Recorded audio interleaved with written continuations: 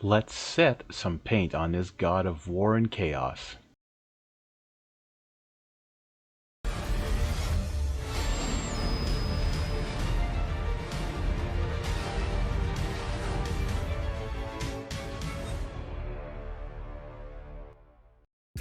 Hey everybody, welcome back to the channel. I hope you're having a good day. I'm back with another god from Ankh, and this is Set. He's primed in Barbarian Flesh because, well, his flesh was like a rosy color to it, and except for these parts where I'm using onyx skin, which is for his hands and his feet, and some eyeshadow, because the Barbarian Flesh is a perfect primer for this miniature. And people sometimes just use white primer or black primer, whatever. I like to use a primer that's going to cover up some of the areas that may be harder to get to or that you're going to paint anyways. So why not just use the color that would be more prominent, kind of thing. Like, I mean, I could have primed this all in gold because of course you know there's gonna be tons of gold on this guy, but Barbarian Flesh it was. Now we're going to be doing his skirt with some orc blood. This paint is very clear, it's very thin, so you're going to need a few layers of this. I think I put on two, so I put one on camera, and off camera I put the second one on, just to give you a glimpse of what you need to do. Now there's the hole in front to get inside to get the inside part of his drape. I mean, you might hit other parts as well, but it's not a big deal because it's inside and you don't have to be perfect on the inside. There's a lot of little areas to get underneath the snake and all that, so just be careful when you're painting all of this up. Alright, we're going to move on to some oak brown dry brushing over the entirety of the top scaly part of his big giant snake friend here.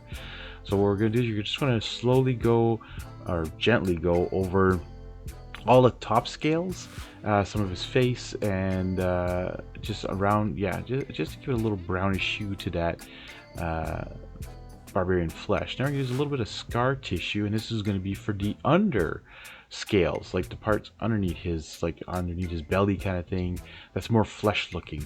We'll also do the inside of his mouth with this scar tissue, and I've come to learn scar tissue is actually a really good like light skin color, pinkish skin color, really good. Pure red now for his tongue and his eyes for that snake anyways, and we're using a strong skin wash. Now this is from the Army Painter's Skin Tones paint set, so you can't get this anywhere else, but I'm going to put this everywhere where I kept this Barbarian Flesh as a skin, as well as that onyx skin, as well as on the entirety of the snake, because I wanted it to be very like a darker, what do you want to call that? Anyways, a darker undertone kind of thing, because the snake has this grayish brown look to him, and we're going to come fix that afterwards. And here we're going to start Castle Gray as the next paint. We're going to be doing a dry brush on, again, just the top parts of the snake, just to give it that gray tone now to it. And here I'm using Ethereal Spectre from the Army Painter. It's a unique paint on top of that gray again, but just a little less, and just to give it like a gray purple coloring to it. The next we're going to be using Skeleton Bone, and this is going to be for his fangs or his teeth. He's got two in the top, two in the bottom. I'm also going to use this for Set's eyes as well, just to really make them pop on the miniature. Alright, we're moving on to our favorite parts, which is all the gold. This is bright gold, so this is a little bit more yellow. It's a little bit more bright, so I'm only using this on his grass skirt, I'm calling it. That's what I was saying it was, because the leaves are green on it, which are going to be painted on later on. But I decided to use the bright gold on this so that all the edges and the trim comes out popping later on. Now, it's kind of comparable to that auric armor, I think, from Army Painter. Anyways, using a bit of purple tone now, we're going to be putting that on top of the purple.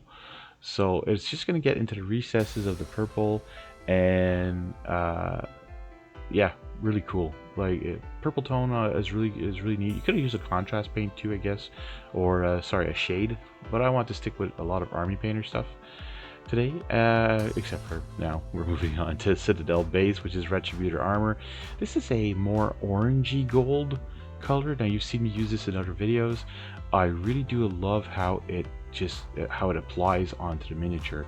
You don't need any different coats of this. It just glides on and covers really well. Don't put it too thick. Some people water down or put a mixing medium with this, with their base paints because they do find them a bit thick. All I do is I just put less on my brush and thin it out a bit more, and it does a great job. As you can see, there's a lot of golden armor on this guy again. We're going to be doing something a little different with this guy, of course. You know, we got to do something different once in a while. A little bit of Balthazar gold. Now we're going to use this on his dagger. Originally, I was supposed to just use it on his sheath, and I accidentally hit the hilt.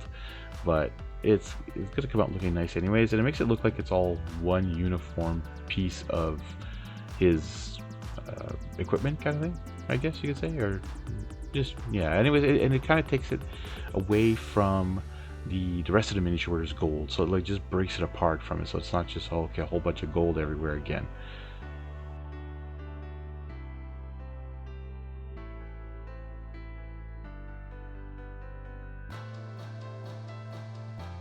Just a little bit of lead belcher now to finish off that sheath, which is just going to be the straps with a little bit of lead belcher. This is a silver color, like a dark silver, almost like gunmetal from Army Painter.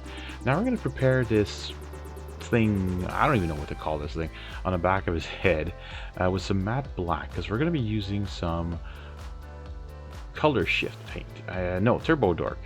Colorshift? Turbo Dork. I don't remember which one. Cygor brown, just using a little contrast on his straps. Yes, you could use just a normal brown acrylic right here, like a leather brown or a rigid brown. Anyways, okay, Martian green. This is a Green Stuff World Colorshift. It's supposed to have like a purple and green hint to it, but I just want to dry brush it on top of those scales because I noticed in the picture he has like a metallic look, this snake. Well, not metallic, but just glistening.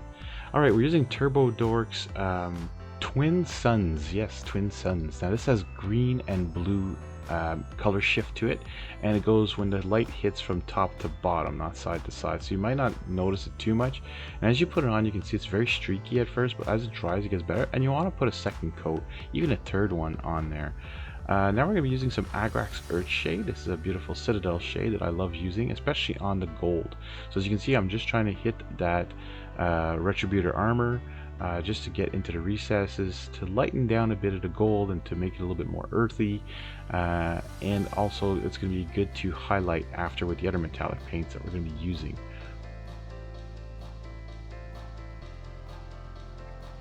Alright, here we go, some Auric Armor Gold. This is a layer paint. Now this is, I want to compare this to that bright gold a while ago, because I find the bright gold, I mean, yes, I used it all over, but it's very thin, and it's like more of a highlight than anything else. So this is supposed to be that way too. Now I should have actually put that Retributor armor where I'm actually putting this first, and then put this on top of it. That's why it's called a layer paint. It's not a base paint, and I kind of messed it up. But so the Barbarian Flesh kind of comes through a little bit more. Anyways. Alright, glitter green. We're going to be starting off with our metallic paints now from the Army Painter. So we're going to be putting this on his snakes and on some of the jewelry around. We're going to be doing all the leaves on his grass skirt, like I was calling. So there's a lot on there. You know, if you hit a bit of the other gold on the edges, it's not a big deal. But as you can see, as the light hits on it, it kind of sometimes darkens the green, makes it brighter. Some spots it's more than others. So you're going to want to go in there and get all the little leaves done with that glitter green. Moving on, now we're going to do some royal purple, and we're going to put this just on random spots. There's going to be some on his chest plate, there's going to be some on that like sun thing up on top. The royal purple is a beautiful color for a metallic.